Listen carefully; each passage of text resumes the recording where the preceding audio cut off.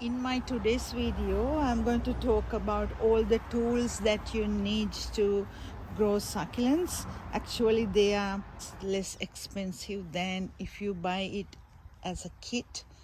And I think this will be helpful for you to find your own tools.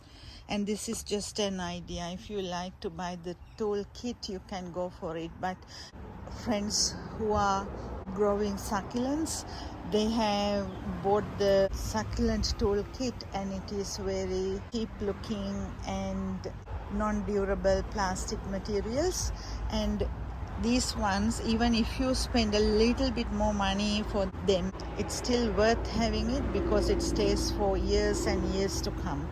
And not only that, I have bought them separately, and some are already created tools like this one. This is actually garden edging holder, so I use them to make holes in pots sometimes. If not, I use my fingers, so you don't need to spend money on things like that. And the most important tools are the tweezers. These are food tongs that I bought online. This is $5 and it's really strong, and it's long, like 1 foot, and it can reach even in a large pot. You can go inside with these tweezers.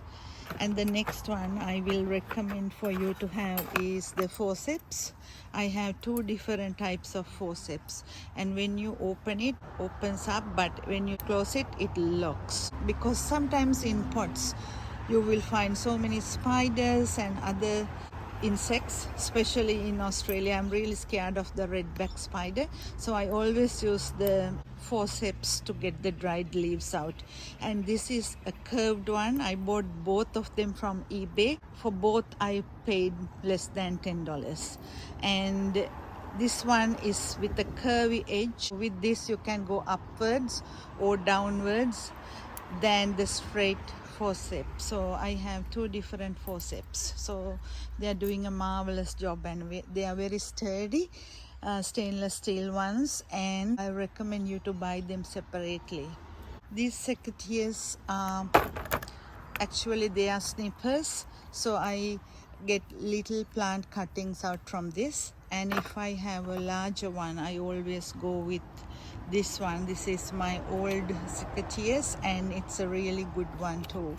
And the next one I use is this. This is actually a gutter cleaner I bought from Bunnings, and it's very sturdy plastic that will last long for years. And I use this to put the pebbles around my plants so it won't drop from the sides. It stays nicely, and you can drop the pebbles all around with this tool.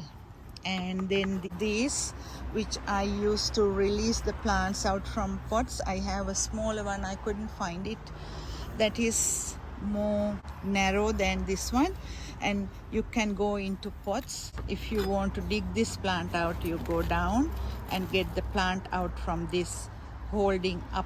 I'm not going to do it because I have already planted this one in this pot. So take it upwards like this. As you can see, it releases the soil and come out. And this one is the one I use for soil. It's a really good one to have it. So I use it to dig up soil, and I put that into the pots. Now the next one is this. This is actually a turning table, so it goes around. It's like a cake stand. You can use cake decorating stand if you are not using it. You don't need to buy this. This was $10 too. And this one is the mat. I thought this is going to be a smaller mat, but for $5 I got this large mat that covers the whole area of my table, and actually it is really good. It's so I don't make a big mess when I do my pottings. If I tell you again, the most important tools are the forceps and these clippers, and then the tongs. And the larger ones you barely use only with larger succulents. And then you will always need these 2 types of scoops for putting the soil and the pebbles. And if you notice this green color mesh tray, this I bought from Bunnings store. This was $11, and I used this to sieve my compost, that homemade compost. I get the soil and the larger piece separated, and larger pieces I use for my grown succulents, and the other soil I use in my other plants and the succulent small ones. And this is a really good one. Even for the pebbles, you can, if you get different types of pebbles in one bag, you can separate them into different sizes too using this one. I really like this, and it's much worth for $11. So I hope you got a clear idea about the tools that you will need to start. If you are loving succulents and you need to start growing succulents, you will need all these plus this. I use gloves most of the time when I use my soil mixers, especially the disposable ones. And these are, sometimes I feel like when you touch with this you won't feel the plant, but the other gloves, the disposable one, helps you to feel like you are touching the plant. Especially when you are working with succulents, you need to feel how they are thick and tender. And then because the compost can give lots of different types of illnesses plus skin irritations, so it's best to wear gloves too. So I hope you got a clear idea, and I will see you in my next video. Bye for now.